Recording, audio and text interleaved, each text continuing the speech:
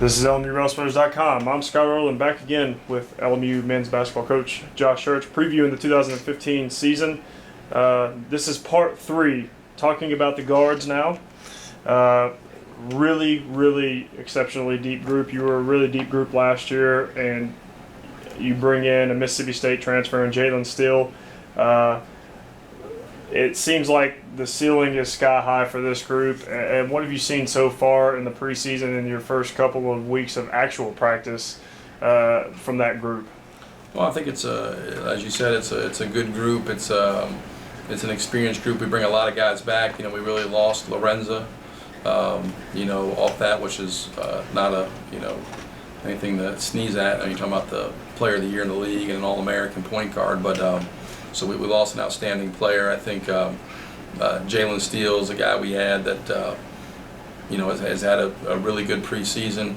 When you come in as a transfer, particularly in this situation with 1 year, we really vetted him hard in terms of trying to figure out if he was a good fit. He's done an amazing job of acclimating to the program, of ingratiating himself with his teammates.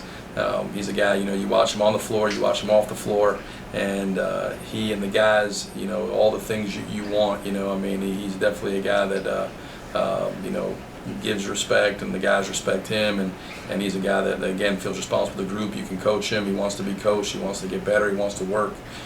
He's a competitor, and, he's a guy that I think will really have an outstanding senior year for us.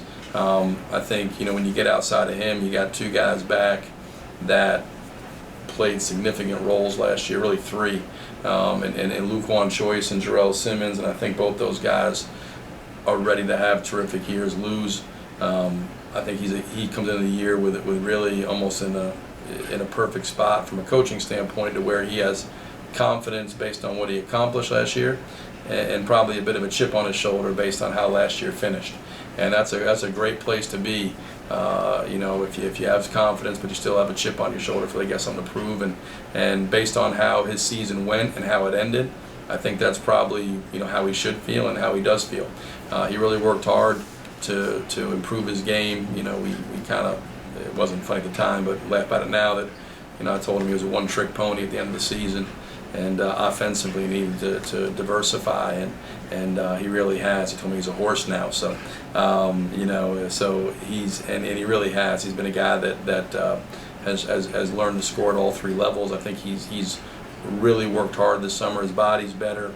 He's Lou's a guy that always has cared deeply. He's a guy that always is high character and really wants to do well and wants the team to do well. And I think so. He's really work to kind of take the next step in his game, and then Jarrell Simmons and Curtis Weber, 2 other guys that I think played significant roles last year. Jarrell, I think, is finished last year probably as well as anybody. Was really probably one of our best, not our best player down the stretch run of the season, and is a guy that is just a great competitor. He's really just an outstanding competitor. He's a great has a great work ethic. Is a guy that comes in every day and really works to kind of impact winning. And I just a joy to coach, joy to be around, and a guy that I think he finished last year 3rd in the league in 3-point percentage, shot 43% or something like that from the 3-point line. And I expect Tim to have just a terrific year. He can score the ball and has worked hard to become a better defender and understand better execution, all those things. So Jarrell's, I expect to have a terrific senior year. And then Curtis Webb's the guy that that started for us last year, and Jarrell came off the bench and maybe flipped to start this year. Maybe times where it's the same way it was, I don't know. But Curtis is a guy that statistically probably is not that impressive when you look at him. But I don't really care about his stats. That guy impacts winning. He does all the things that lead to winning. All the little things that go unnoticed. He does them, from rotation box outs, just to getting his hands on balls, to covering for a teammate, to stunting the right way. You name it, and he puts his fingerprints on it, and he's been a big part of our success. And with him, numbers are irrelevant. And I think those 4 guys kind of are maybe the guys that set the tone, but Tim Pierce, who's a senior. I think Tim will has really kind of had a good preseason.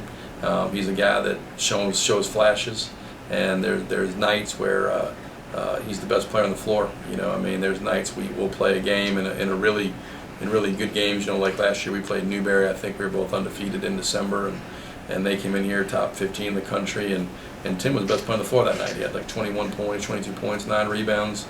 The year before in the NCAA tournament, Lou gets hurt and shoot around, and Tim comes out and knocks in 6 or 7 threes that night. Tim's more than capable, and then I think from there you got a group of guys, Timmy Taylor, who's an incoming freshman, and a group of other guys with Hunter Spall and Devin Hankins and some guys like that, Carly Clemens, that all will be competing for minutes, but it's going to be difficult in the backcourt to get minutes because you have guys that are experienced and established, and really outside of Jalen, it's a group that pretty much comes back almost intact. I've watched you now for 7 seasons. This will be your 8th year, and I don't think at any one point, philosophically, I don't think shooting 3-pointers is, you don't go out every night and say, guys, we got to shoot 20 3-pointers this night. But last year's team, you said you always play your team strengths, and last year's team was the efficiency from the 3-point range, hit the second most 3-pointers in program history, and they did that while having the program single season record for 3-point efficiency. And it really seems like this year those numbers could be surpassed. Going to be another strength of the team this year. How do you think that will the offense? Do you think the offense will run through the 3-point shot? Or do you think that's going to be just a huge characteristic once again? Well, I think I would assume that hopefully we're going to try to move the ball, create advantages, and take what the defense gives you, and depending on the situation, I think we got guys that can really shoot it. I think if you're talking about shooting the ball. The guys that are back, and that's not, no one's, I don't know if they're all going to shoot the ball as well as they shot it last year, but I would venture to say, I'm not going on a limb saying that I think Jalen Steele will probably shoot the ball at a higher clip than Lorenzo. So, I don't know. It's hard to say. I do think that certainly obviously the 3-point shot's a huge part of basketball, and being able to space the floor and stretch the floor. I think we'll be able to stretch the floor. There'll be times where we play, if you're playing with Jalen and Luquan and Jarrell, you're playing with 3 guys that are, tremendous 3-point shooters. And that certainly is something that we'll do at times. And so I do think, we plan to hopefully utilize the 3-point line, but you got to, again, take what the defense gives you and work to certainly get an advantage, and then figure out, what's the next play, from that advantage. So I do think that, I didn't know we made the second most threes in school history last year, but I knew we definitely shot more threes, and because, again, you have to kind of figure out what's the best way to play. For us, the best way to play last year was to allow Lorenzo, who was an unbelievable guy at putting pressure on the rim, to create the pace, to get downhill, to force help, and then to play behind that against collapsed defenses. This year is different, just like the year before with Vinny was totally different. So, we have to kind of figure out, what's best for this group, and then try to put those guys in the most advantageous situations. But certainly for us, I think if you're looking at the number one strength of our team offensively, it would certainly be that we have a lot of guys that can shoot the ball from the 3-point line. And, with adding Jalen, I think he's an elite shooter. Luquan broke the school record for threes last year. And I think Jarrell's finished, his sophomore year at Brevard, and his first year here was, top 3 in the league in 3-point percentage, and, shoots in the mid-40s. So, and then Curtis Webb, I think, shot 49%, and Tim Pierce shot in the 40s. So we got a lot of guys that can shoot the ball from the outside, and again, we'll play differently based on who's on the floor and what the personnel is, but I would expect the 3-point shot to be a big part of what we're doing going forward. Let's talk a little bit more about Luquan Choice. I know we've already talked a lot about him, but he, last year, unbelievable for almost the entire season, had just as good an argument as anybody to be SAC Player of the Year, including Lorenzo. And you had mentioned that the big thing you had hit on for him this summer was to turn it, that he was a one-trick pony, and you said he came back in with more variety to his game, can score in a number of different ways now.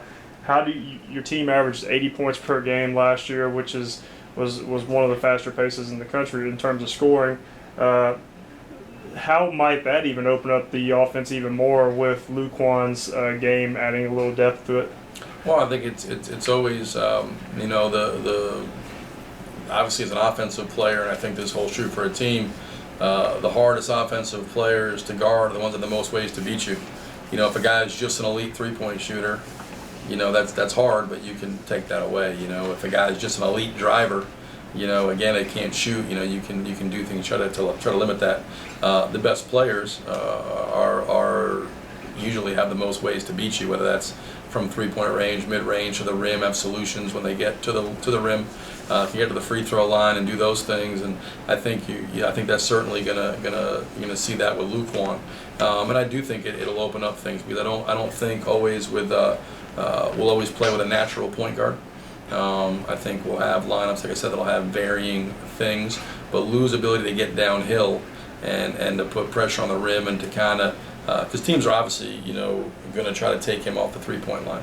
And I thought last year, at the end of last year, when teams did that, he struggled to find a solution to that. Whether it was his mid-range game or attacking the rim and finishing plays. So I think starting off this year, he's really changed that dynamic. So now if you're going to take away the three, you can do different things, and that's going to help him. But I think it's also he'll be able to put pressure on the rim, and that'll obviously help other guys get shots. And that's what hopefully guys are doing, is he can drive, force help, and make plays for his teammates. And that can get a guy like a Jalen Steele or a Jarrell Simmons or a Curtis Webb a three, or a Tim Pierce, or maybe it puts pressure on it and he can find Emmanuel or Dorian or one of those guys. So it's a lot of it benefits him and the group as a whole, and it adds a different dynamic to the offense. Because like I said, we don't have necessarily a point guard that's a playmaker. It's going to be a little bit more like it was the first few years, where like Brandon Armstrong was a point guard, and Brandon was not a guy that was a downhill playmaker. Brandon was a guy that shot the ball better than he drove it, and was a guy that kind of we moved the ball, and it was more kind of assist by committee. Well, the last 3 years was more Lorenza, really kind of bearing the burden of the playmaking. And this year I think it'll be more of a committee, but having Luquan now being able to do that, Jarrell can do that, Curtis Webb can do that, Jalen can do it. It gives us probably more of a committee in terms of approach to putting pressure on the rim and being able to make plays for your teammates. Well, and then Jarrell, you had mentioned him too. He's a guy who played in all 33 games last season, didn't have a single start. I don't think anybody would argue that he wasn't one of your 3 or 4 best guards last year. But now it seems like he's in line. You had mentioned earlier that there's going to be times when Jarrell is starting. There might be times when Curtis Webb slides into that third guard role too. But how might things be different with him getting to go right from the start and being in that starting rotation? Do you think that's going to change things for him or your team at all? I always think it's I've always looked at it as it's more who finishes. All I know who starts important to the guys. I think the lineup. Sometimes I think guys like come on the bench, they feel more comfortable. They think they get a rhythm of the game, get a feel, kind of can take the temperature, see what's going on, then jump in. Other guys prefer to get out there and get going. If we were playing tomorrow, Jarrell would start for us. But again, I think the guys know, and the way we've done it since I've been here is the best players. We try to play them the most, and you have to earn your playing time. We do that through practice, and if it changes, again, the lineup, what's true on October 28th may not be true on November 28th or January 28th or certainly February 28th. So guys evolve. Guys are playing better. Guys hit downturns. Guys hit upswings. Guys figure it out. Guys, get complacent, whatever the case may be. And so it's kind of my job, and I've got to stay really in tune to, who's playing well that night, what's working that night, what groups are working, because I do think more than any team I've had here, we have more ways to play. And more possible combinations than ever before, and that doesn't necessarily mean it's a good thing. A lot of times, like to have 7 or 8 guys that and this is your group, and come whatever, this is what you can do. And I think this year we probably really have closer to 11 or 12 guys And so there's going to be some guys who are good players who aren't playing. There's going to be other guys who it's not their night, and they got to, kind of see to the other guys. And I think we have the right character, the right temperaments in the locker room. I think guys are about winning, not about their stats. They understand the benefits that coincide with winning. But I do think that's something that I gotta certainly monitor. But I do think from Jarrell's standpoint, if it's I don't think you'll see any impact. The only thing that it would do, hopefully, that I'm trying to do is certainly get him on the floor more, because he's worked to become a better defender. And that was something that early on last year I think he struggled with. It got better as the year went on, and so I think he's a guy that can certainly have a major impact in a positive way for us. I think he's going to have an outstanding 2015-16 season.